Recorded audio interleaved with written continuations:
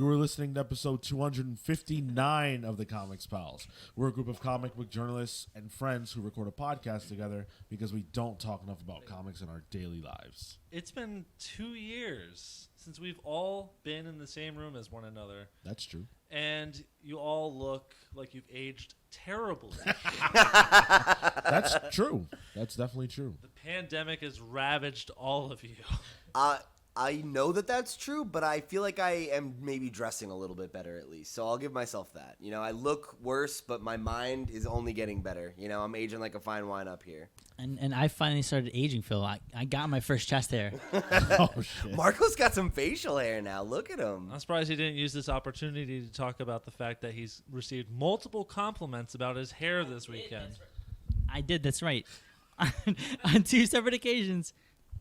1, my hair was touched. And then 2, someone said it looked really good. It's like, well, thank you. Can I say, someone said to Marco, someone asked him if his hair was fake. That's right. That's true. And then that very person touched his hair. Is there a reason we're not? confirm. Is there a reason we're not saying who it is? Yes, but Okay. it's okay. All right. Well. Yeah, so there are some things that you guys should know as you're listening to this. We are all together. If you're not watching, you don't know that. We're all together. We are at Marco's apartment in New York for New York Comic Con 2021. It's the first time we've been together in 2 years, and we have had an amazing time. It's actually Saturday night. We all just got home from a party. We went to the after party that Source Point threw at a club. A banger. A banger. It was a banger, and we had a great time. We also had some drinks, so you know. And it's 1 a.m. It's actually 1:40, so it's closer to 1:40 2 a.m. Yeah. So you were getting the rawest Comics Pals that you have ever gotten. If Marco had it his way, we would be providing more raw content than that. You know what? Let's leave that on the cutting room floor. Save it for the OnlyFans, Phil. Pete, cut here. You better write it down if you want me to make a cut, brother. I'm not. This is raw and uncut right now. Okay. Yeah, it's not gonna happen. There won't be any cuts. I also want to let you guys know that due to the time and the fact that we have work to do in the morning, there's a lot of stuff we're not going to get to. We're not going to be able to get to your comments this week. We're going to bundle all the comments and do all that stuff. Big old mailbag next time. Yep, next week. And if there's a news item that you figured we would talk about and we're not, it's because of that as well. Otherwise, I do want to let you guys know where you can support us and follow us all over the internet, of course. We're the Comics Pals. That is actually the Comics Pals with an S. Unless you want to accept that the S is silent. It is. I guess it is. We've been called the Comic Pals so often this weekend. But we are, in fact, the Comics Pals with an S. And, of course, if you are listening to us on a podcast hosting platform, please do make sure to leave us a follow, a rating, and a review. We appreciate all of that. If you want to get us on social, that's at the Comics Pals. We've had so many cool tweets go out this week, or this weekend, rather. Stuff from our interviews, cool cosplay that we've seen, panels we've been to. We did a lot at NYCC. So get us on social media and check all that stuff out. And there might even be some sneak peeks at some of the interviews that we got. If you want to write to us, that's at thecomicspals@gmail.com, and get us on youtube.com. That's youtube.com/thecomicspals to check out all of our New York Comic Con 2021 interviews. We did a lot.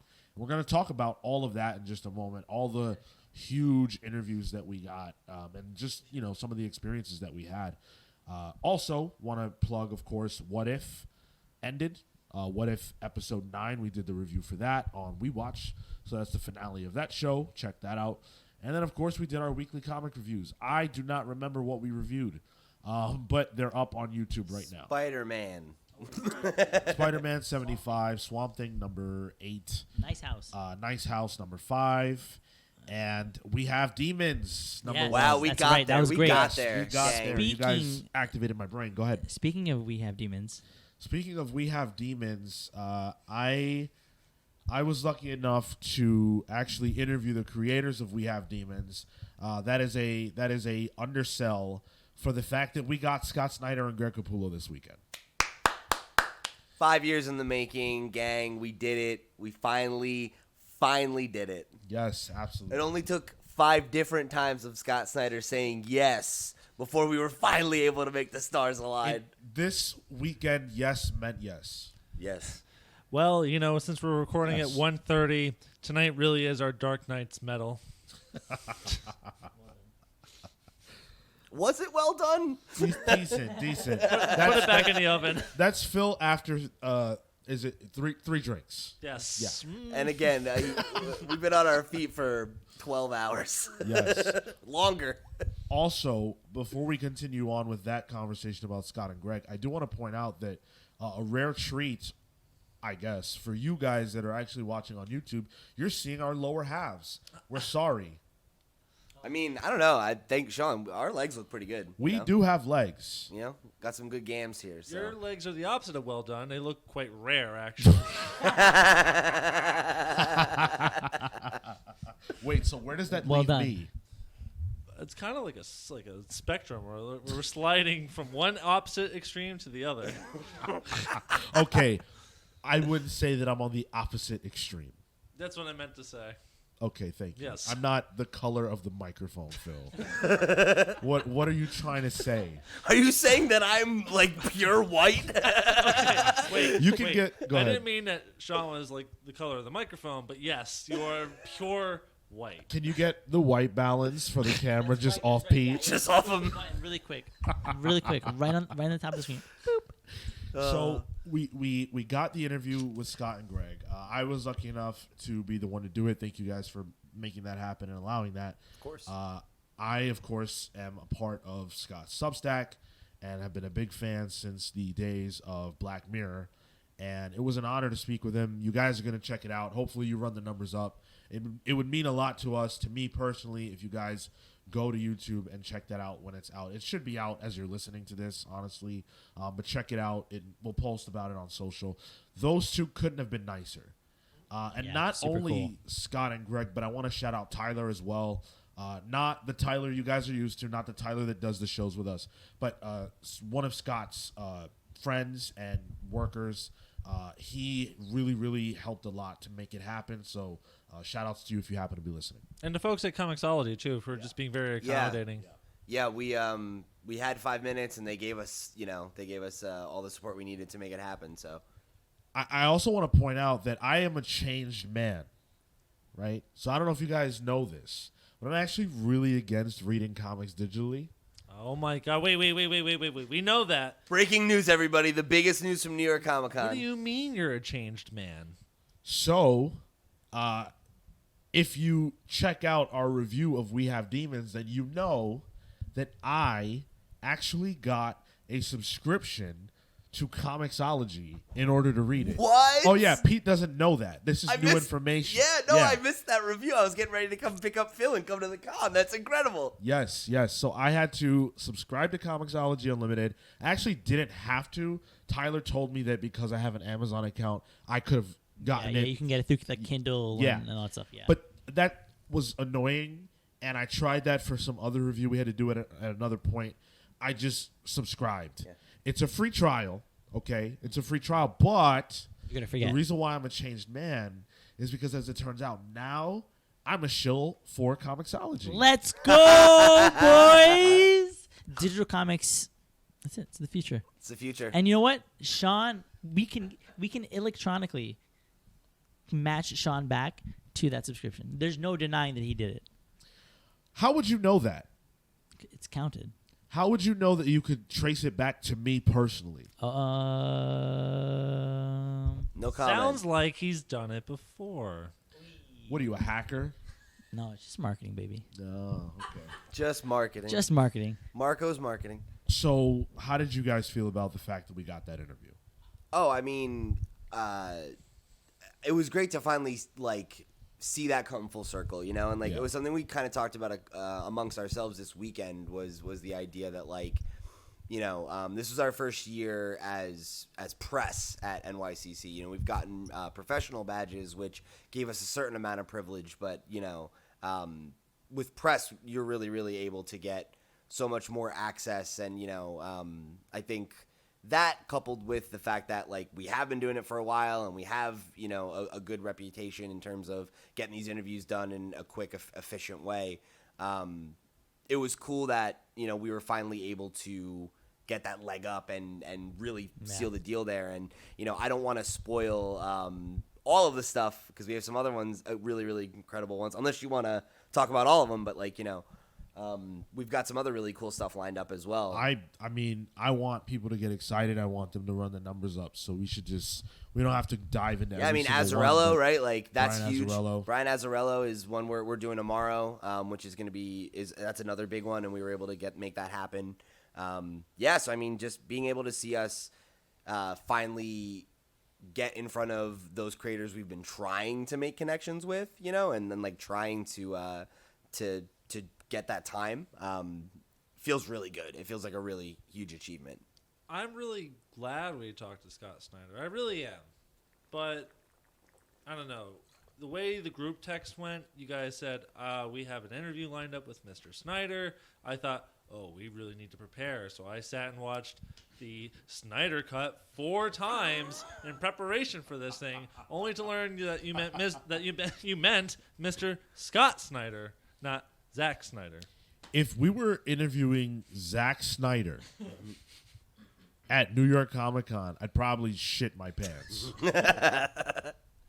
Is there would you shit your pants for anyone else? And is the volume of poop change based on the person?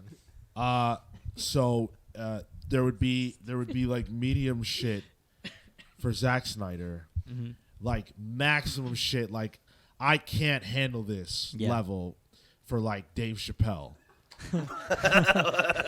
if I were to interview Dave Chappelle, right, it'd be like, listen, sorry, Dave, but I shit my pants. I got mud butts. So, in conclusion, we're very excited about the guests we've had lined up this week. Exactly. Yes. That is a roundabout way to say that, I guess. Absolutely. Yeah, so we've got a lot of cool stuff coming. I want to just shout out a few. We've got Nicholas Draper Ivey coming. We did that interview. We've got Philip Kennedy Johnson. We've got that coming. We did we did Kyle Higgins. You guys might have seen that on social media. We did that one. And we should talk about that for a second because I talked to Kyle for like a half hour, which was awesome. He was super generous with his time and gave some thoughtful answers to my questions. But then he also handed us his iPad and was like, here, read issue 9 so that I can show you all of issue 10's unfinished art. Yeah. And there's a surprise. There's a surprise. That's Very one way big to put surprise. it. We are not at liberty to, spoil anything, but I feel like it's safe to say I think 9 is like the best issue of the book.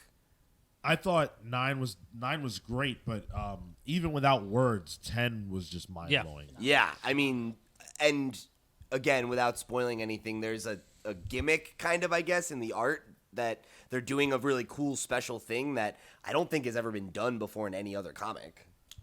Not that I recognize. I don't know about you guys. If it has, I don't know about it. Yeah, so very unique. I mean, you'll all start seeing this, but you know that we've gone back and forth on Radiant Black, and the fact that we're speaking so highly about 9 and very excited about 10 should tell you a thing or two about how we feel about it. Yeah, what it tells them is that we're a shill for Image now. Listen, I've always been a shill for Image. I've never ever made any bones about that. Listen, if you give us the time of day, yeah, yeah, dude, absolutely.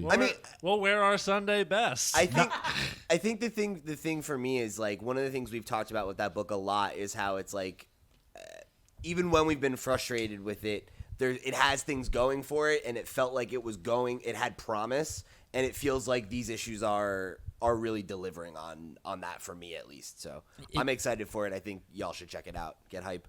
It feels like there's finally movement, and I think that for the pals that haven't agreed that it's been the greatest so far, I think that's been his biggest issue, and I think it gets addressed in 9 and explored insanely in 10.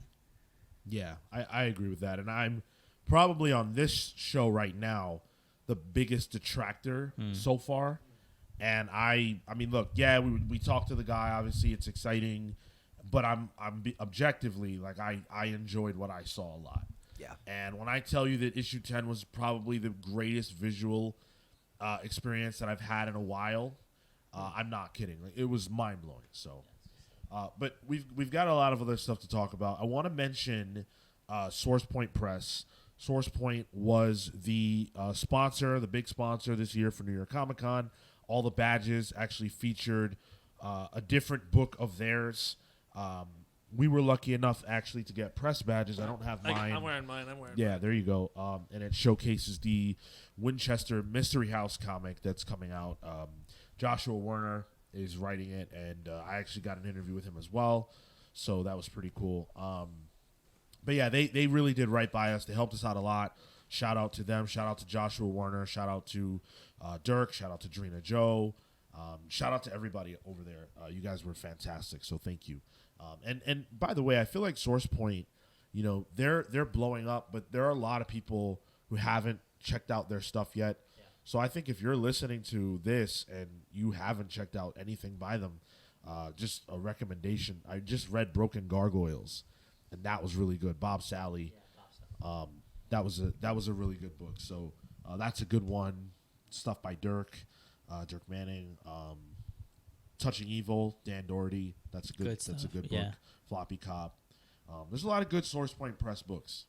And definitely a shout out to Sean Daly, who's been doing Ogres. Yeah. Phenomenal. So his watercolors, beautiful. Love that stuff. And I think he's pretty like cartoony, does like a lot of dynamic stuff with the art that he puts down, especially considering his watercolor. So a lot of fun. Definitely a book to check out. Absolutely.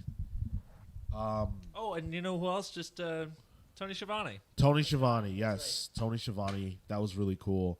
We did the interview on the show, and that was great. I spoke to him at his booth at New York Comic Con. Yeah. Those of you who remember that interview will remember he said how excited he was to finally go to New York Comic Con, and he was able to do it. So we did that interview. It was great. Thank you to Tony. So gracious with his time.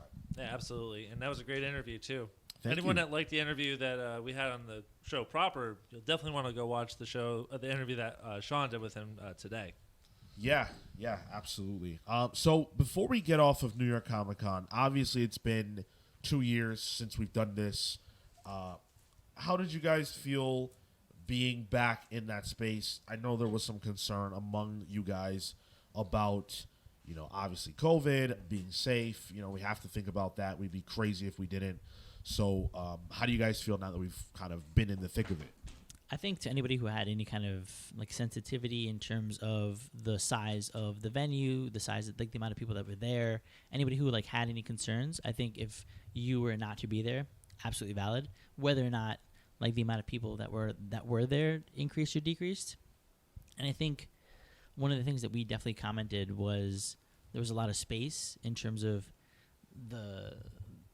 your radius around people. Yeah. You had a bigger chance of not being next to anybody. Yeah. And I think the experience has always been you're like shoulder to shoulder. You're waddling with somebody. You're squeezing through people, and like while there were pockets of it, it was mostly around like high congestion areas. And then once you get through the rest of the floor, you have all the space in the world. And I think even in those high congestion areas, it's not really comparable to what we're used to. You would have like legit traffic jams. You would have situations where we would have like Thompson sit and like body block people so they don't walk in our shots.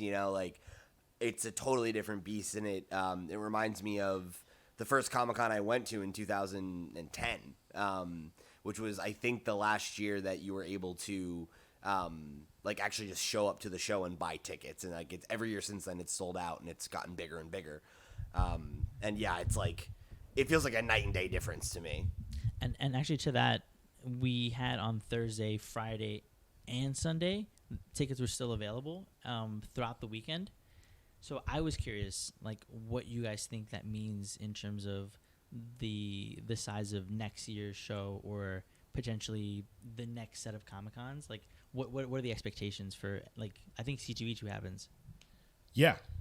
Yeah, I think C2E2 definitely happens. Yeah, absolutely. And I mean, I think to answer your initial question, Sean, like with regard to concern and everything, I feel like they've Reed Pop has handled the event really well. Full credit to the Javits Center too. Yeah. And I know the Javits Center is really aggressive about it. I know Tyler had mentioned, I think, on one of the shows that like there's like a really they were on top of their game. All the people that worked at the Javits Center were fully vaccinated. They were really precautious about that. They went to great lengths to make sure that everyone that attended the convention was fully vaccinated. They were, and everyone was wearing masks. If I'm not mistaken, there was a story about someone like a retailer, getting kicked out of the convention for refusing to wear a mask. So the Javits Center and the folks at Reed Pop did a lot to really, I think, make people feel secure, because this is a massive event. And even though there weren't as many people there, this is a giant risk during a global pandemic. Absolutely. So to answer my own question, I felt great. I felt so happy to be there. Yes. It's very comfortable. You walk around and everywhere you look, at least for us, you're seeing people who you're seeing people who you like. Yeah, that's a lot of people fun. who are happy to see you. Yeah. We can't tell you the amount of people who we spoke to that, We're just excited to see us. Yeah, we're just excited to see us, excited to interact again. People we've seen, through Zoom, a lot of them. But there were some that we haven't seen at all, and that was really cool. Yeah, like I know I was really excited to catch up with Plaid Klaus. He's an artist we've been following since we started doing comic book journalism, and he's like notoriously extremely offline. So I hadn't seen or talked to him since the last Comic-Con, and it was really great to catch up. And he actually had a panel that we got to go check out that was really cool as well. Yeah, that was a really nice panel. It was very insightful. It was very informative. But I don't know about you guys. I feel like we need to have like our managers around, because all weekend we just got swamped by our biggest fans, and it was just like no autographs. Come back later. I don't know how they picked us out with our masks on. It's probably Sean's shirt that he's wearing, but he's tired of signing all these pictures and stuff. I really did big time everyone.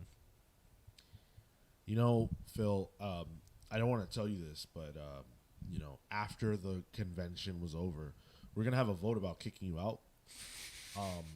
But now that you said that, I think it's unanimous, right? I'm off the show. Yeah, I mean, I would never ever do that to you, listeners. I mean, and I'm at least twice as big a star as Phil, and I would never ever big time you like that. You're not just off the show; you're actually out the house. So just go ahead and say you will not receive a rose. Please leave. You're being kicked off The Bachelor.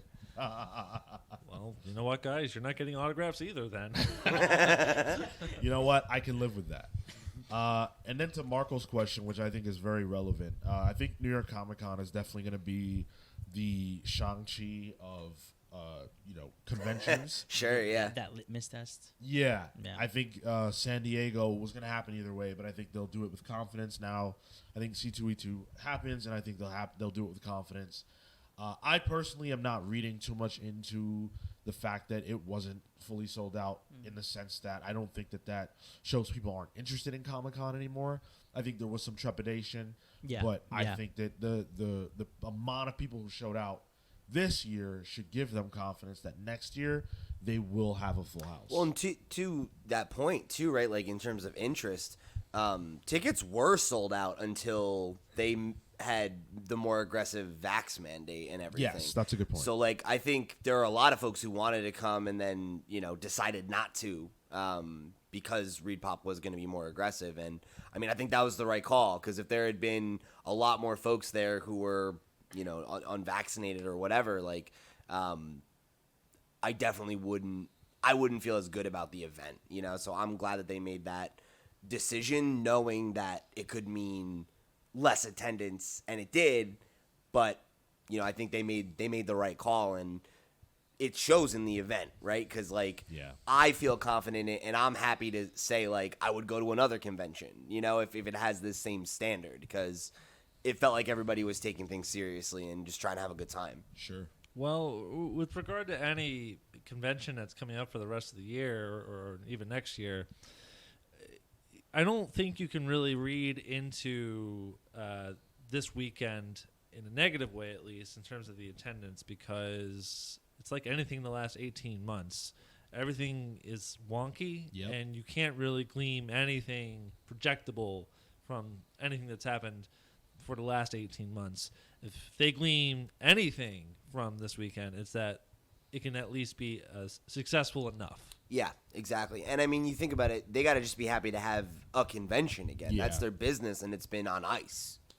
I think one of the big positives coming out of the convention with the creators we've talked to is that they've actually been selling out. And I think that's been huge because the big trepidation was for creators, like, is it worth it? Like should I go? Am I going to make my return? Yes. And not only have they felt confident in that, but we've spoken to a few people, and they're like, yeah, like I don't know, I should have brought more books. I didn't expect this. And for that to be the continuous narrative, I think I think we can glean that at least there's still a strong presence in comics that will rebound and will keep growing. Yeah, I was really impressed to have, and I don't want to name names, but a few people who we talked to had said that they had sold more in 1 or 2 days this year than they had 2 years ago.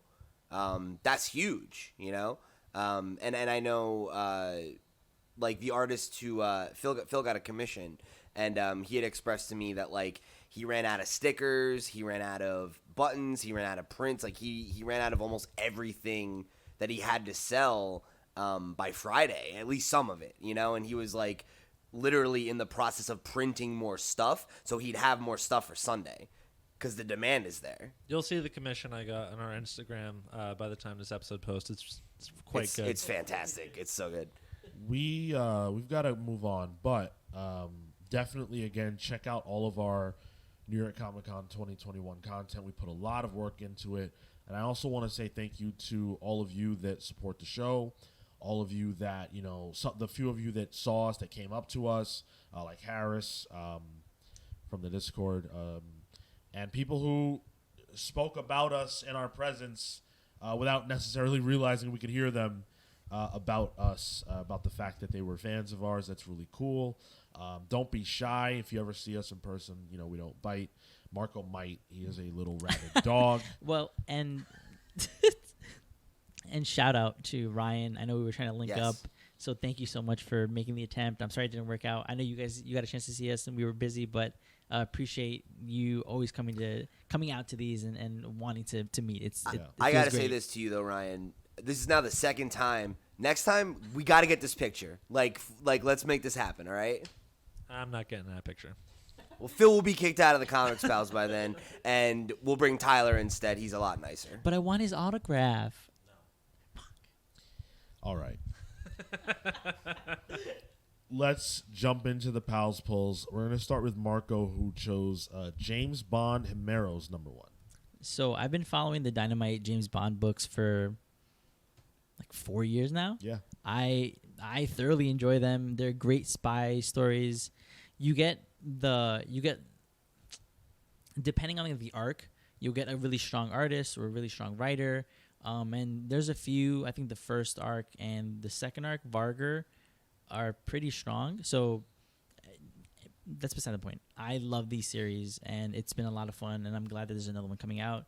It's always a buy for me. The last one was pretty good. So I'm excited for this one. Awesome. And then you also chose the Dead Dogs Bite trade. Yo, okay, Tyler Boss. This was a boom book, Dark Horse book, and I feel like we talked about it. There was a news article we had talked about, and Tyler Boss was super excited about this. I have very mixed feelings about it. It affected me enough that I'm thinking about making a book club. Ooh. Like it's very, very well done, I think, from an artistic perspective, and I have many issues with the narrative, and I'm working through them because I think it deserves a second read because there's so much that builds into it from the second issue that we see play out in the fourth, and it's very good. Awesome. So Phil chose the Spider-Man Spider Shadow trade. Yeah, so of that series, I only read 2 issues, and I liked it enough, but I never came back to it because the second issue I felt a little more. It's fine. Yeah. I like the first issue a lot. Second issue is fine. It became one of those books that it's like you wait until the trade comes out to see how the rest of it is. Yeah. So I would like to come back. It has Pete's seal of approval. He was a big fan of it, and I do really like Chip Zdarsky a lot.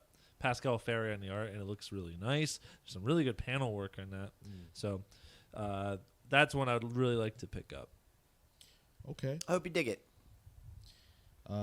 Pete and Marco both chose Strange Adventures number 12. That's the finale. Yeah, the exciting conclusion, right? I think issue 11 was really strong, and I think we all came off of that being really excited to see how things wrap up. Yeah. Because I think while we've definitely been mostly high on the book, one of the things that I know was a common criticism was kind of waiting for the action, right? And we're really just so in the thick of it right now, and I am very excited to see how the crew lands the plane. Because if 12 is as good as 11, then I think we're gonna be happy.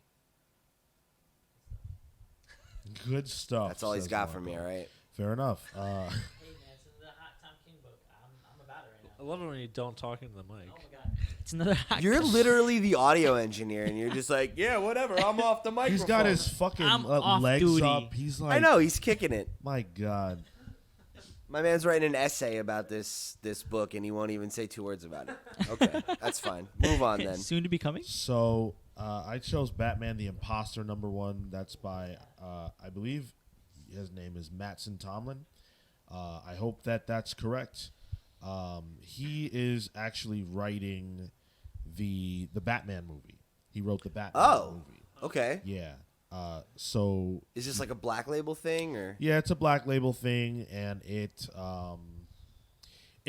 just a book about, I guess, the same old concept. What if Batman is Batman bad?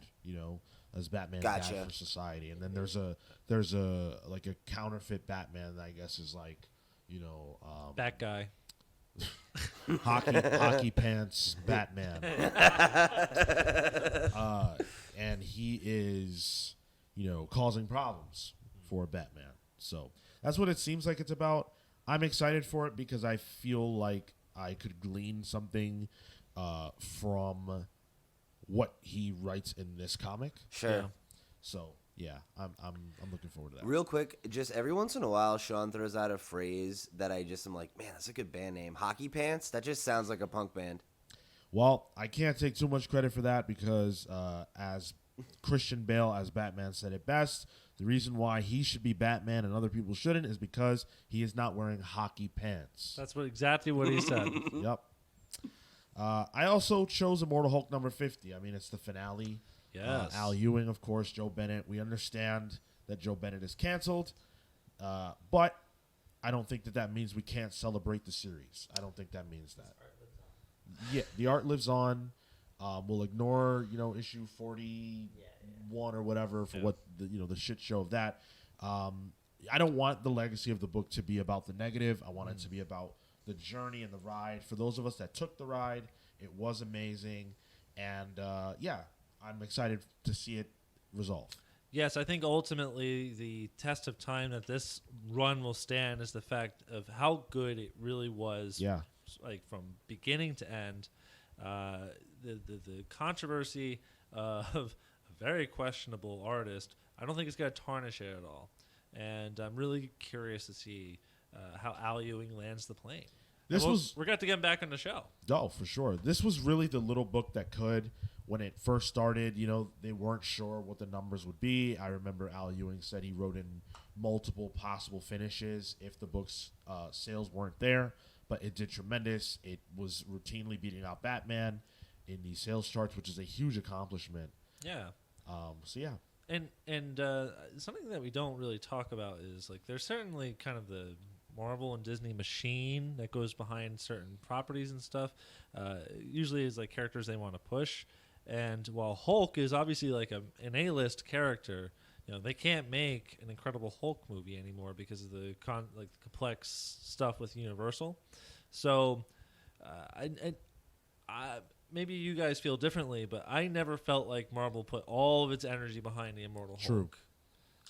And it's something that Al and Joe, I feel like we're able to really get it off the ground by their own talent. Well, and to the point that Sean made, I think it's because the fans reacted to it, right? Yeah. Like they put out a vision, and people really responded to it. So it's like you're not gonna shoot the golden goose, right? If you missed the monthly run of it, now's the time to read it. 50 issues. So let's jump into the news. So we obviously are, in the middle, towards the end of our run at New York Comic Con. But next week is actually DC's at bat. They're bringing back the Fandom. Fandom! Yes. Marco's all about Dome these days. I don't know why. Dome, man. Damn, all right. So the Fandom is coming. It's going to be a very similar event to the one from last year, digital only in the sense that you cannot physically go there. That has a lot of pros, and we've talked a lot about why that was effective and how they could iterate on it going forward. One of my big concerns was the fact that you could only watch it on a loop. Even though it was a digital event, they were it was very controlled the way that you could actually consume it. I think that they're lightening that up because they did say that it would be streaming on YouTube, and I believe I saw Twitch as well. That's good because I remember that was a problem. Yeah. Just the proprietary tech was not up to snuff. Yeah. It would lag, and I feel like it dropped once or twice on us. And if it crashes, you can't go to the other alternative because there was only one game in town, right? Yeah. So like the Twitch YouTube simulcast thing that's standard for a reason. Yeah. They've got quite a roster of creators, and we're going to talk about the lack of creators, frankly, but overall there are so many filmmakers involved, actors involved in this. The Rock's going to be there, of course. Nice. Do you smell what he's cooking? If I meet Dave Chappelle, we all will. Wait, are you The Rock? Is The Rock shitting his pants? I lost this metaphor. Thanks, Marco. Pete's trying to rain That was on a my parade. great callback. He's trying to shit in my sandwich. I thought, The wait, same are way you that- shitting in my sandwich or Dave Chappelle's sandwich? I'm not shitting in Dave Chappelle's sandwich. Shitty because of Dave Chappelle. Exactly. Okay, there we go. Matt Reeves will be there. Robert Pattinson will be there, so that's pretty cool. Of course, playing the Batman. There's someone there, but I got a list in front of me that I'm reading, but there's no name. It's just like those dots. There's just a dot, but there's no name there. I wonder what that means. Oh, is it is it perhaps an actor of some sort? Well, I don't know. I think it's related to Peacemaker, but Huh. I wonder why you can't see it. yeah, John Cena. John That's John Cena Cena, will be there. Kaylee Cuoco will be there. Don't know why. She's a good actress. Like, is she gonna be in something? She's a good actress. What was that? Jason Momoa, James Gunn. It's just so many different people. Ezra Miller's gonna be there. Ed Boon. Is Ezra Miller still involved? Yeah, oh yeah, the Flash. He's the Flash. That's coming out soon. Yeah, that's That is, true. a, that is a thing that actually happened. Yeah. Notably, Ava DuVernay is gonna be there, and the New Gods movie was canceled. Yes. So I wonder what her involvement is gonna be. She's just like, yes, they took my movie away. They're giving me another one. Let's see what happens. No, it's just like, I don't know why you guys are interviewing me. She came back to work. She did the George Costanza thing, yeah. Yeah. Comics guest wise is where this event is definitely lacking. So You're right. It's lacking Right? us. Of course. It's lacking the Comics Pals. If you don't invite us, it's not real. So Scott Snyder's there, That makes sense. definitely. Obviously, he is a comics guest, but he's extremely large. Then you also have Jim Lee, Mm-hmm. That makes who sense too. is technically a comics guest, but he's Jim Lee. It's not like Jim Lee's in the trenches, No, he's a C-suite executive at the company. Really. Yeah, exactly. I'm taking over the art duties of Teen Titans starting next month. Todd McFarlane is going to be there, but Todd McFarlane's got the toys, so I think he's there more for that. Sure, yeah. You mean I can't talk about Spawn? Probably. He's like, what the fuck? Wow. I don't think that there's an environment that Todd could be in where talking about Spawn would be inappropriate. I don't like if Todd McFarlane was with his wife in an intimate moment, right, in their bed, okay, and for some reason you were standing out the window and you yelled out, "Todd, I love Spawn, big fan." He'd say, "Thanks, love you, brother." I'm confident. He's delivering a eulogy and he's just like, this reminds me of Spawn 69. This reminds me of the comic book where Spawn's wife actually dies. I don't know if you guys know that, but I write this comic called Spawn, and the main character's wife actually dies, and it reminds me of now because my wife died. Oh my god. We're gonna miss you, Senator. Oh my god. So Todd McFarlane will be there, Todd. eulogizing his wife. John, not just kidding. I hope that doesn't happen. John Ridley. This episode's going to some weird places, guys. Oh my God. So Oh my god, is that Dave Chappelle? I just shit myself. Dude, you're Todd McFarlane. Sorry, my wife just died. read Spawn. You know, I need the money now. Only at the DC fandom. I love the idea of like they have a McFarlane panel and it's like him showing off a bunch of new Batman toys and it's just he keeps bringing out the new figures and then he just keeps unbuttoning his shirt and he just has a t-shirt underneath and it just is a Spawn shirt.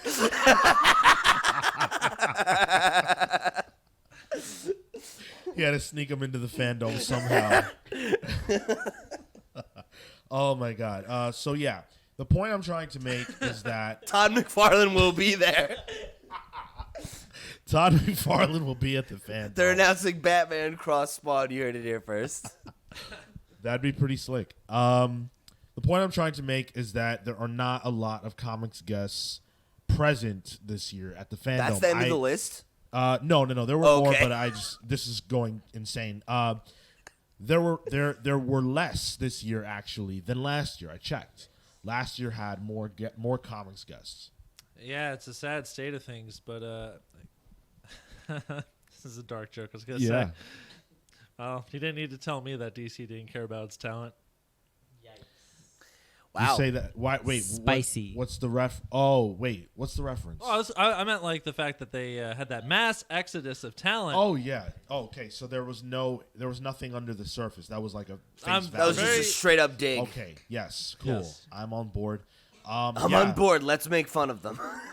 Do I ever need a reason? Yeah. So yeah, I think it's sad because DC's comics right now are good, and the sales appear to be good. Yeah.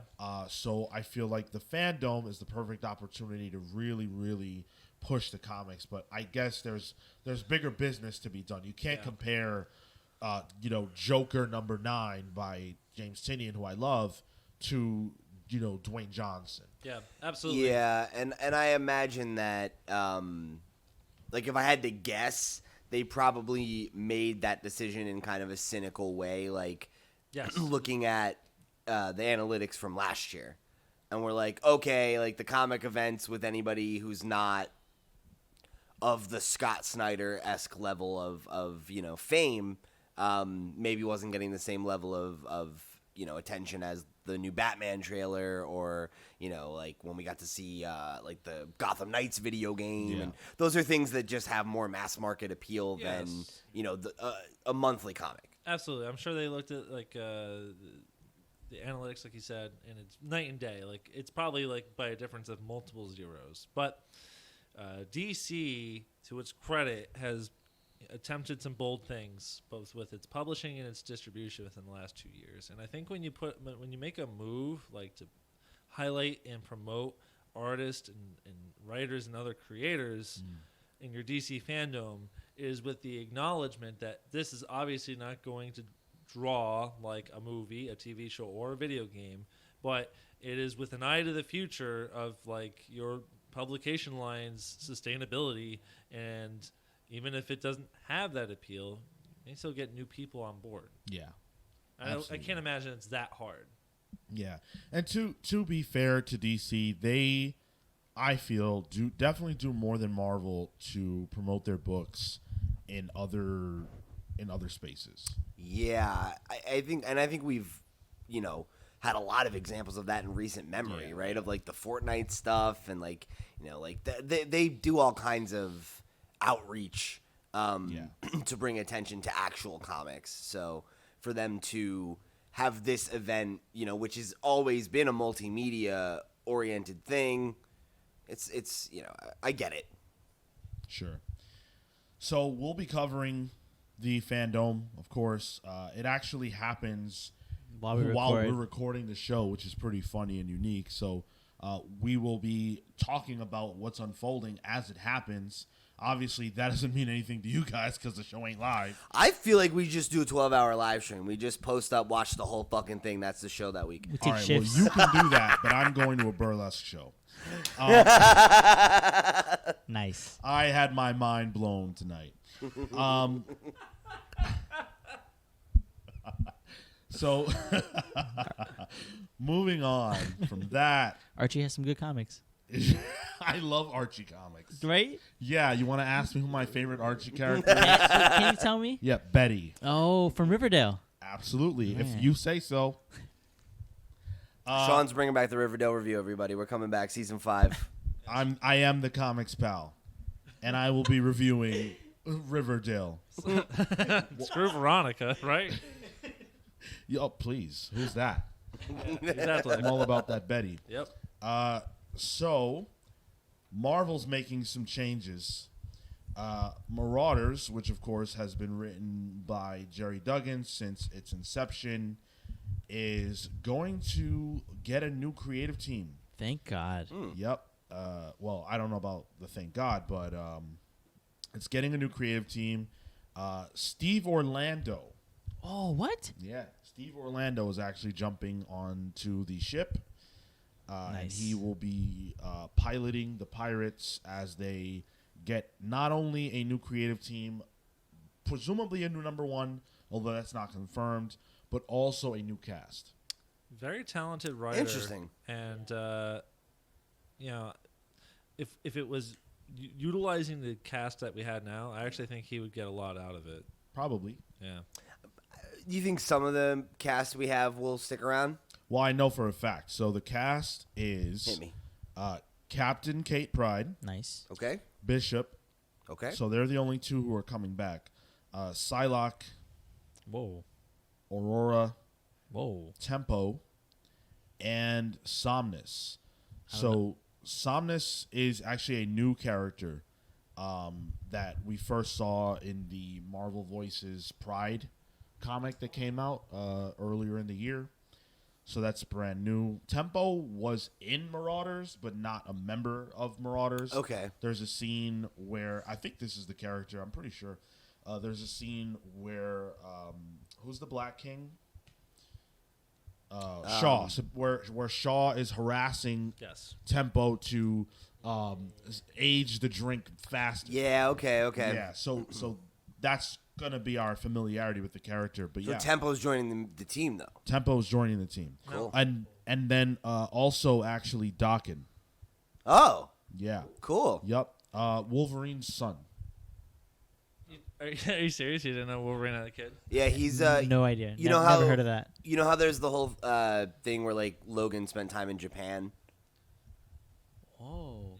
Yeah, he has a son with a woman that he was in love with there. Dark Avengers stuff. Wait, no, but in Wolverine, in the Wolverine, Chris Claremont, that's like what, Yuki or something. Is that a separate person? Yukio, right? Yeah, right. That's I think that's his mother, right? I don't know. Don't remember off the top of my head. I don't remember. Now, you guys skimmed right past it, but I always thought Samus was from Metroid. Oh my God, Phil! You weren't kidding. You need to go the fuck to bed. So this creative team is getting their first at bat in a. Who was the artist? Thank you for asking. Let me get past this ad that I'm being served right now. Ads suck. I think Crease Lee, I believe, is their name. Crease Lee. I've actually never heard of them before, so I was a little surprised. I don't know that that's the artist that's going to do the book fully, but Marauders Annual #1 will be by Crease Lee on art. So that's your answer for that. We don't know what the last issue of the book Marauders will be. We just know that 27 is the last one that's solicited. That comes out in December. I think it's a safe bet that will be the last issue of this series. So with that being said, I am not necessarily happy that Jerry Duggan's time is ending on the series, but he's over on X-Men now. He's got the big job. And I think that it's good to get some fresh blood. Steve Orlando's talented, as we already said. And I think that Steve will bring some cool stuff to the book. Yeah, I've been notorious for not liking this book. Yes. And I think...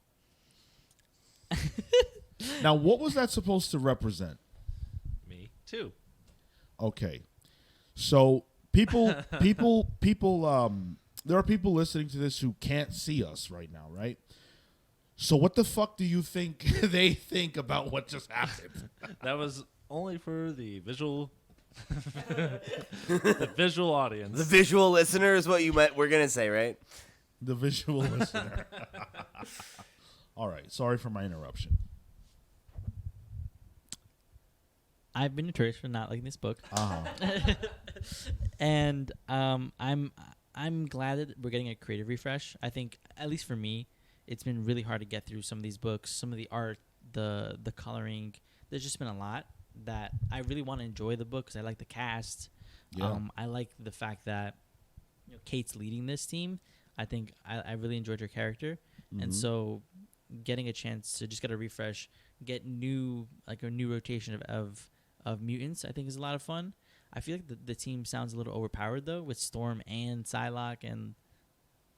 It's not Storm, right? You said Aurora. Aurora, yeah. Oh, I heard Aurora. Okay. I sorry. also had that thought. Oh, okay. Well, in can that see case, that, I yeah. rescind that. It still sounds like fun. So I'm excited for that. And Yeah. Steve Orlando, I've not read much, but what I've read has been good. Well, remember the actual The Martian Martian Manhunter Manhunter, yeah. book that we liked? Oh, Yeah, wrote exactly. I forgot he wrote that. Yeah, that Yeah. was really good. Yeah, I think this is good news. I think, like Sean said, now that Jerry is working on X-Men, you don't want to stretch yourself too thin there and like be doing too many books in the same space. But also, I think as much as I have enjoyed parts of Marauders, I think a lot of Marco's criticisms are fair. I think the book has had a bit of an identity crisis. Yeah. I know we talked a lot about how we like the cast, we like the premise, but a lot of times the book wasn't actually about what it was pitched as. And I feel like the idea of like a new creative team, maybe a new #1, like you said, a new cast of characters, ideally kind of, maybe reining things in a little bit and focusing in on, okay, like what are the Marauders? What do? They go out and they rescue mutants who are in areas that are anti-mutant and they can't get to a portal, right? There's a lot you can do with that, and it really feels like we never totally leveraged the promise of that because, you know, Events. yeah, and not only events though too, because like you think about like I feel like Jerry had a lot of things he wanted to say, right? Like there's a lot of diversions for like there's like the whole thing where like they go and get tattoos and you know we like explore Kate's sexuality and you know like all things that are like good like in theory, but because we just kept going from thing to thing and the conflict with Shaw and it's like we just kept jumping to different stuff without it feeling like the book was naturally building towards something, you know? And I think it has so much going for it in terms of its ideas and the fact that people love Kate and the idea of her leading a team is super appealing. Like, I think we got to just rein it in a little bit. And I hope that Steve and what was the artist's name? Crease Lee. And Crease. Crease Lee or Chris? It's spelled Crees, so I could be saying it wrong, but that's that sounds what I'm like saying. Crease to me. Like Crease, Yeah. But either way, Wait, so you think that I saw CHRIS and I said Crease? Because I searched so I searched CHREES. I got Chris Lee, and I'm like, oh, this is another comic book artist. There's a comic book artist called Chris Lee, and I'm like, okay, did he just pronounce it wrong? or maybe it was. It could be. It could be that I'm pronouncing it wrong. Or it could be a typo, I guess. I don't know. It doesn't matter. Either way, my point is, I think that this is a good opportunity for the book to get back on track, and I'm looking forward to it. Cool. You know, Marco, I really hope it's not Chris Lee now. And also, you know, please, if I'm saying Dakin, right, and that's not correct, you can tell me, but don't get all crazy about it. You know how crazy people get. Yeah. I'm not like Pete or Kale, you know.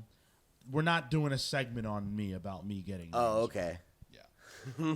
That won't be happening. Absolutely not. No. No. So let's talk about the new Wolverine book that's coming out. That's going to be called X Lives of Wolverine and X Deaths of Wolverine. So this is the same style as House and Powers, which I don't think we knew when we first talked about this book. Ooh. There's going to be 5 issues of lives and 5 issues of deaths. That's going to start in January. Yeah. So is this gonna?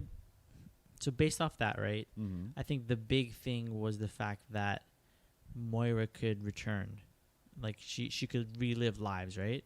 Yes. This is the expectation that we're gonna revisit some of these future or previous, or like we're gonna follow the timelines that we have been, and are we gonna see like these glimpses of these other universes or like these other timelines?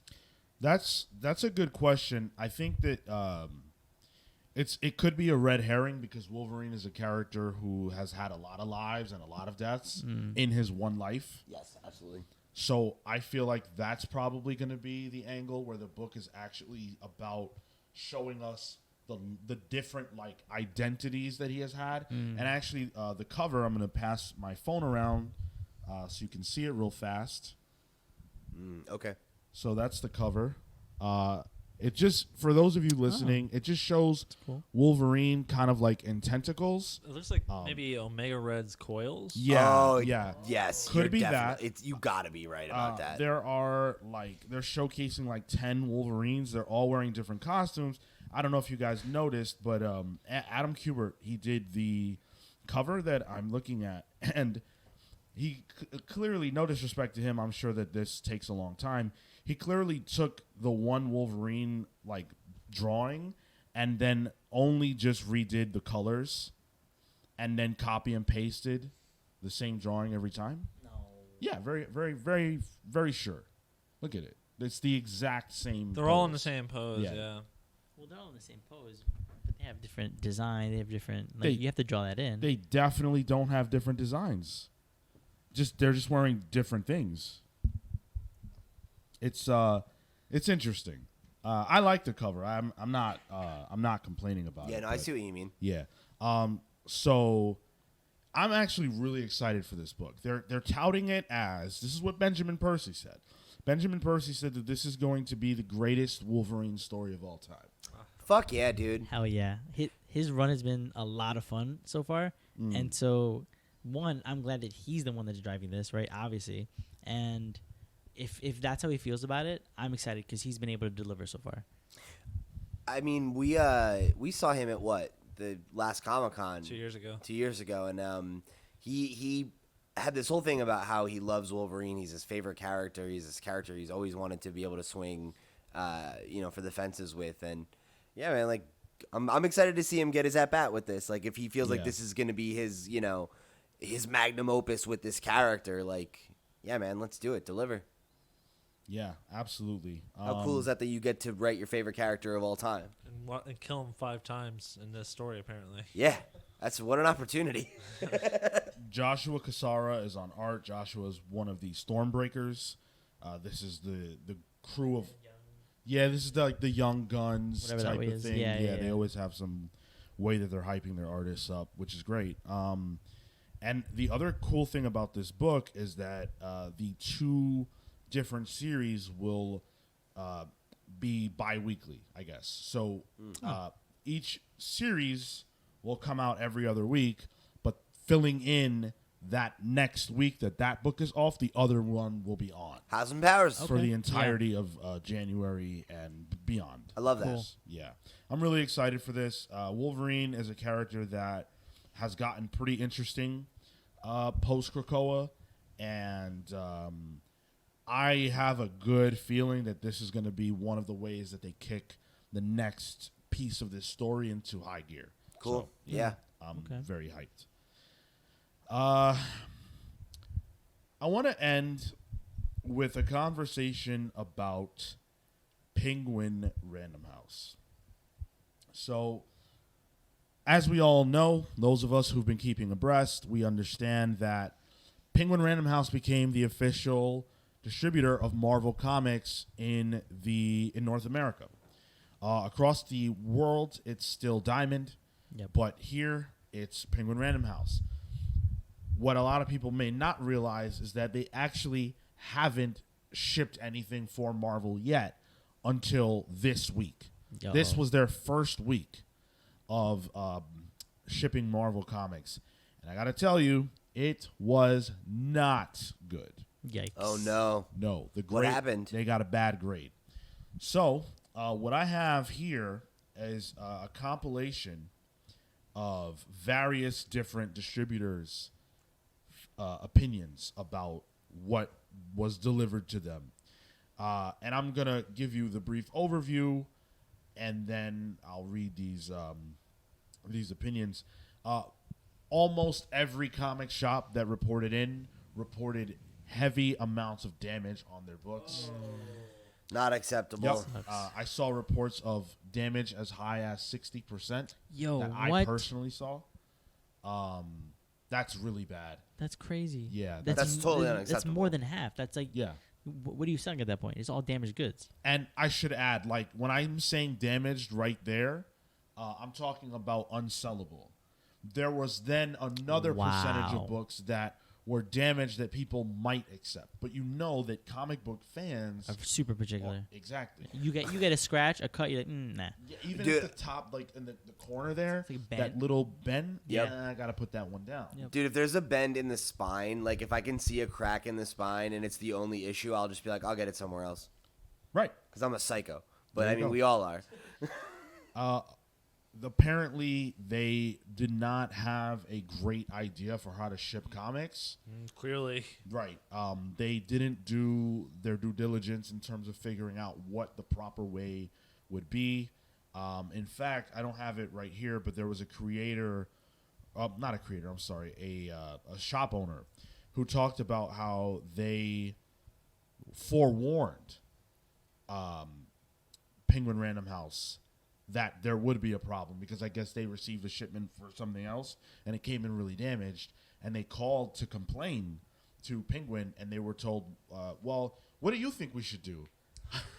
How do you think we should solve the problem? Oh, no. So they asked the retailer themselves to tell them what should be done. Well, And like that's a good idea 6 months before, not after you've already shipped stuff. It'd be a good idea to Oh my they're God. looking right now at what some of this packaging looked like. And it's pretty brutal. I mean, I'm seeing a torn open box and I can see the fucking comics inside. It's and not, they're loose. Yeah, it's not good. So I want to now shift and talk about some of the I keep wanting to say creators, some of the shop owners and what they had to say. So Nick Kelly of Chimps Comics said about 60% damages at my shop. Hope this gets fixed soon. Jason Passini of Got Comics said about half of my order is damaged. I'm sure I can still sell it to comics collectors. They don't mind issues that aren't mint, right? That's true. Yeah, of course. We know that. Yeah. 2.5 or below only. Ramsey Ramirez from McAllen, Texas said 30% damages at our store, Kaboom Comics, but at least we got them, I guess. Rob Jensen said not a single one of the boxes show was even an iota acceptable. Even Diamond does better simply by having its custom boxes with slightly reinforced corners, which isn't saying much given that Diamond doesn't make the boxes big enough to pad with bubble wrap or styrofoam, but still, it's pretty hard to do worse than Diamond, and Penguin my Random God. House succeeded at that failure. Wow. Gary Slaughter said, as a retailer, this is the worst thing that's ever happened. I'm on with Penguin Random House as I throw this, and we're told, dings and bends are sellable. You can't submit that as damaged. And tell customers that to their faces. I guess the implication is that's what they're supposed to tell customers. That's ridiculous. That's a ridiculous response. Yeah, there's just no way. That's what you should tell your customers. Oh, cool. Right, yeah. That'll go over. Yeah. So yeah, it's just a lot. It's just a lot of that. A lot of shop owners complaining about their experience. I do want to read from someone who said that they didn't have any damage. Wow, there's one. So this is Scott 1968. I guess that's just their handle, but they are a shop owner. I was a lucky one that got a shipment without damages. However, this past week was an absolute disaster for the rollout of Penguin Random House. They had months to prepare. They bragged about custom boxes and good packing. It's going to be great. It appears they didn't show these boxes to even one retailer or even test a box to see if it could handle a drop or rough handling. Did anyone over there even investigate how other distributors ship comics? If I was in charge of Penguin Random House, I would fire the manager of the comic division. A major, major epic fail. What's funny is that Penguin Random House actually managed to make Diamond's packing and shipping look good. So I recently moved, and I obviously have a lot of comics, and I have a lot of books. And the same size boxes, your standard Home Depot small size, is you fill it up maybe 7 pounds, 10 pounds, right? With comics, 15 easily. There's such a weight to them, the paper stock, the colors. And so if you don't take that into consideration, you can chuck, a 7 pound, 5 pound, whatever book box, but you throw comics, that shit hits the ground. That breaks the ground. Honestly, Penguin Random House might as well have had a guy just like put a bunch of comic books in like a grocery bag and just kind of lumber down the street. Yeah. Well, here's your comics. They probably would have come out better. And a bottle of milk. A bag of milk. A bag of milk, yeah. And the comics are in the bag, too. That's They're, right. like get all the condensation. Beautiful. Yeah. I hope you like dairy comics. I'm allergic. That's right. Gotta love it. Yeah, it's absolutely ridiculous. It gets worse. They fully lost the order that they were shipping to DCBS. Now, Oh no. Oh God. DCBS is, of course, also known as Lunar. That's right. And Lunar, Wait. yeah. We'll keep going, sorry. Lunar is the exclusive distributor of DC Comics. Right. But DCBS is an online retailer, the biggest online retailer on Earth. Right. So there's obviously a major conflict of interest there because DCBS is a competitor and a buyer. But interestingly, their entire shipment was lost.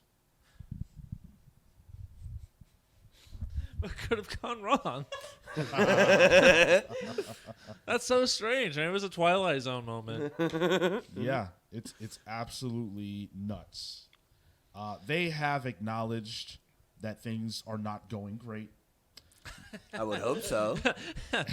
They just tweet out, if anyone knows how to ship comics, just tweet at us. We're taking suggestions on just basic stuff. Anybody, you don't have to be a shop owner. Just if you've got an idea. Yeah. Yo, give me a buzz, Penguin. What's up? So they said, we know that our first week shipping Marvel product didn't fully meet our expectations. Yeah, that's one way of putting it. Okay, Yeah. sure. And some of you received damaged product. Some of. Some. I love when that word is used in that way. Like some. Like Yeah. it was just a minor amount of you. You know, we also heard that some people didn't get damaged products. Why aren't we focusing on them? Because they didn't get them. At all. Nice. Our apologies. Oh, that's good. All right, Yeah. story over. Yeah, exactly. We are working continuously to reach out and positively resolve every claim. I'm sorry.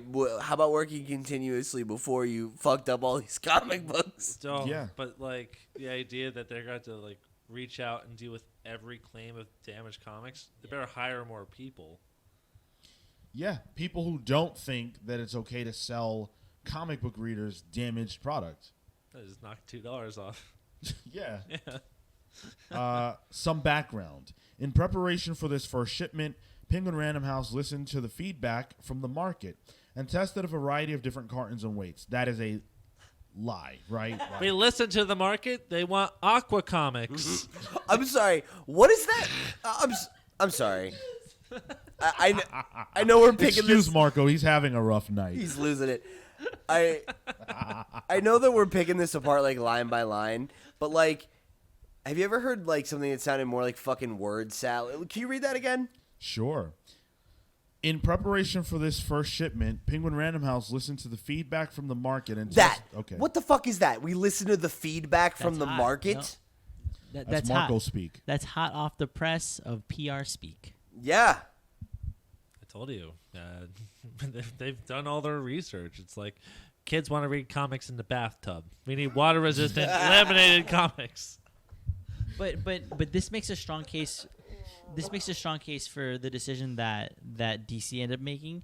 They at least worked with people and with distributors who they had thought out, right? Like at the very least, that should have been a lesson learned from Penguin's end, to have had the actual model already laid out, the transition done, and they dropped the ball.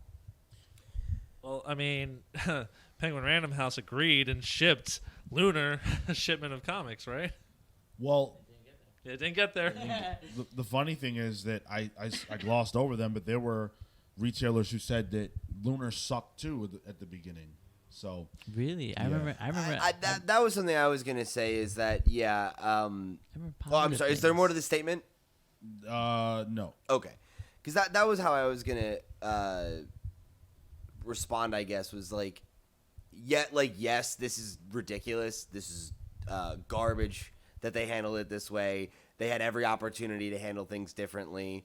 This is not a defense, but I think the thing that will most likely happen from here, right, is they've already invested a massive amount of resources into getting into this business. They've gotten, they fucked up. They got a ton of negative feedback. They're going to have to refund a bunch of people's money, and that's going to make them look bad and cost them money that they didn't want to burn. And I bet you that they'll figure it out now. 'Cause they'll be like, oh, cool. We didn't devote nearly enough resources to this fundamental part of this business that we didn't understand as well as we thought we did. They built a new fucking warehouse to do this, though, right? Like, I'm sure that they'll change the packaging and it'll evolve and it'll get better. And this, We'll see. So, I mean, Penguin Random House is very large, right? It's a very large publishing and distribution company.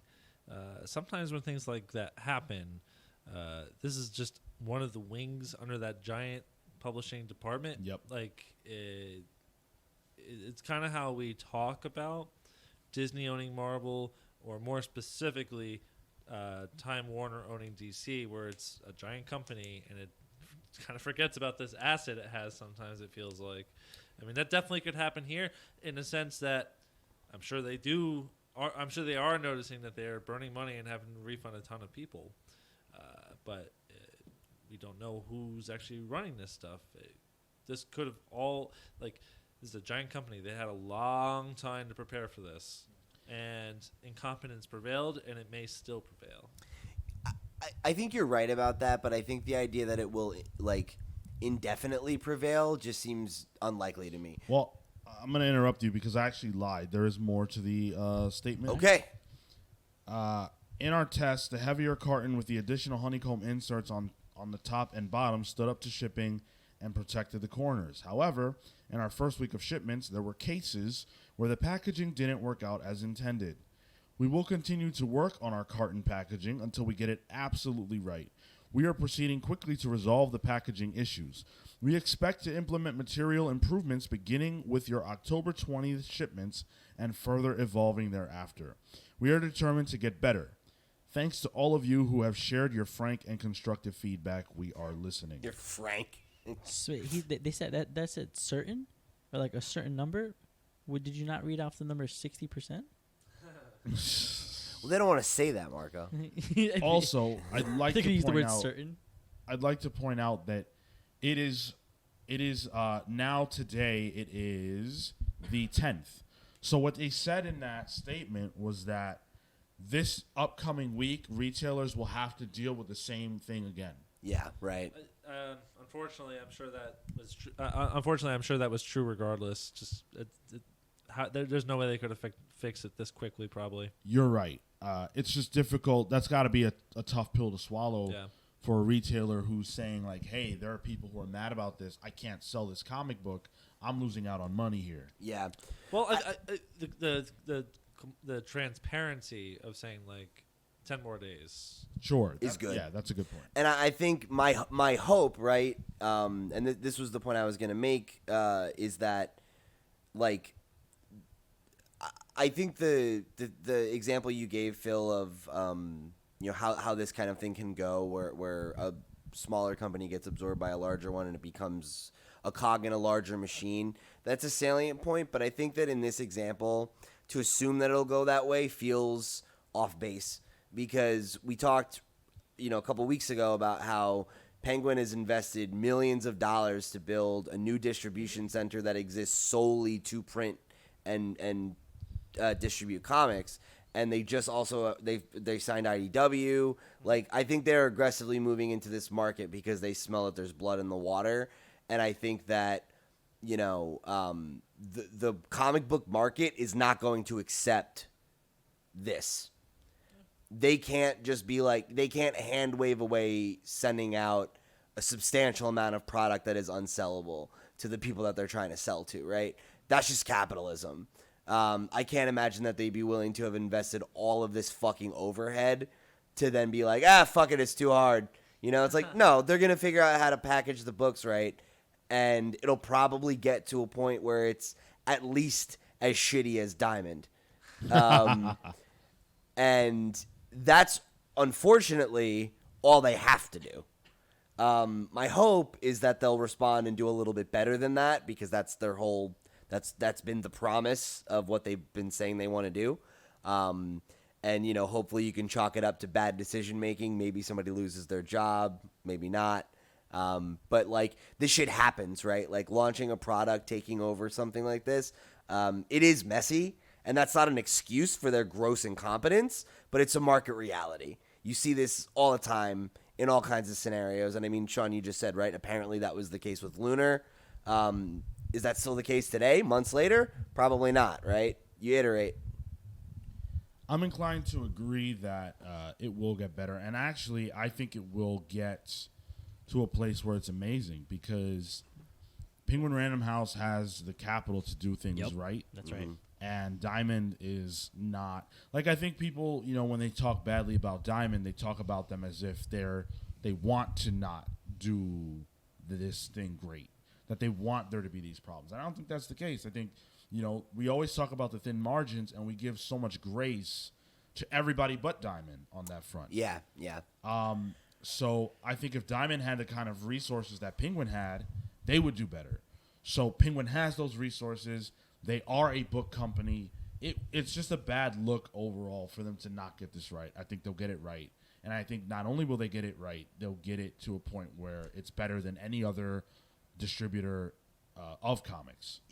Sean, you spurred a thought that, like, honestly, I can't believe I haven't articulated on the show before now, is that you got to imagine that their goal is to just fucking totally run Diamond out of town, right? And absorb the whole market. Like, you have to imagine that's what they want to do long term.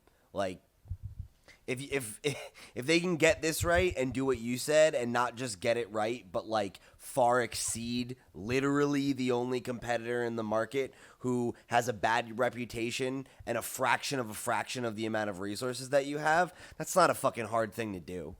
Get to the point where that meme is like, Diamond says, "I hate you," and Penguin Random House is like, "I don't even know you exist." And I have to imagine that is the end goal in mind, is to devour up as much, like, take as many pieces of this pie as you can. Yeah, makes sense. So we have to go to sleep. Yes, we do. We have to go to sleep. We have a big day ahead of us. There's a lot still left for us to do as we close out New York Comic Con. It's been a blast. It really has. And, it's something that we'll probably be talking about still here for a little while. Send in your questions about our experience if you want questions about, the safety, if you're thinking maybe about going to C2E2 or San Diego, which is coming up in November, or any small con in your area if you're curious about, what we did to stay safe, what you can expect, what some of the precautions are.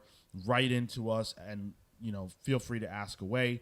If you're curious who we saw, who we didn't see, cool anecdotes, we're happy to answer all of that next week or on the show. If you want to get us, that's thecomicspals@gmail.com. Get us on social @thecomicspals. That is with an S, 2 S's in comics and pals. Got to get those in. We again, lots of cool stuff on our social media, and I feel like we don't plug it enough. I don't plug it enough. YouTube.com/thecomicspals. Leave us a subscription, like the video, share it with your friends, hit the notification bell. Those are really the 4 pillars. And of course, again, let your friends know that you enjoy what we're doing. We couldn't be here without you. So thank you guys a lot for that. Listen to We Watch, season finale of What If. Listen to our comic book reviews. No Image stuff coming out this week. Just did nothing that really tickled our fancy. Not enough Todd McFarlane. Not enough Spawn. Not enough Chains. He's doing stuff for DC these days, right? I heard that. Yeah, I've heard that. He's I've doing heard Spawn over at he's going to be at the Fandom. Did you know that, Phil? That's right. Are you guys more excited for that? We're going to go to the DC Fandom in person and cover that like we did this? Yeah, I'm just going to go see Dave Chappelle. I'm a bit backed up. That's right. Woo! It's 3 a.m. I hope he's not at the Fandom. That's going to be a tough one. That's going to be tough because it's Todd and it's Dave. And you know what? Zack Snyder could be there too. Oh, that means I'll watch that Snyder Cut 4 times. The immense pressure. I'll cease to exist. Wow. Yeah. No Image reviews. Check out our Marvel and DC reviews. You'll know what they are when the stuff's out. Let's get into the plugs. Pete. Thank you guys for joining us here in another episode of the Comics Pals. If you want to connect with me and ask me about Comic-Con or whatever, I'm @loud_Pete on Twitter and Instagram. Come follow me and chat with me about that stuff. If you want to get some more stuff from me, you can head over to flipscreen.games and go check out the video game podcast that I do, or go listen to my band Long Friend Time Friend. We're good. I'm tired. They are indeed good. Marco. You can follow me @Mr. Marco Enomoto on Instagram and Twitter. Come talk to me about the worldwide phenomenon, Squid Game. That was some fire shit. Come talk to me about it. I need to theorize things. And tell him how nice his hair is. I need the validation. Really does. You can follow Kale, who's not here. He's too busy being in England during a global pandemic. Not that he would have been here anyway, but we can give him the pass. Don't give him an out. You can follow him at Toto and Toe, Instagram and Twitter. As for me, you can follow me at Cyborg Bebop, also on Twitter and Instagram. Mentioned that sweet commission I had made. You'll see that in our Instagram. And I think it really is time for us to go to bed. I think you're right. You can follow me on Twitter and Instagram only at Sean Soapbox. Hit me up to talk about Riverdale. Riverdale review season 5, baby. Yep, and there's only one thing I'm reviewing. Hit me up to talk about comics. New York Comic Con was a blast. Let's talk about it. Hit me up about Metroid Dread. I'm sad I don't have it yet. I love comics. I love New York Comic Con. I love these guys. And I love you listening. So thank you. Take care. For them, I'm Sean saying until next time, take care, guys. See you next week. Well, I'll see you guys in 2 years after the next pandemic. Sayonara. That's way too real. That's way too real for me. It's gonna be called my Marvel. Ah! His hair was too nice.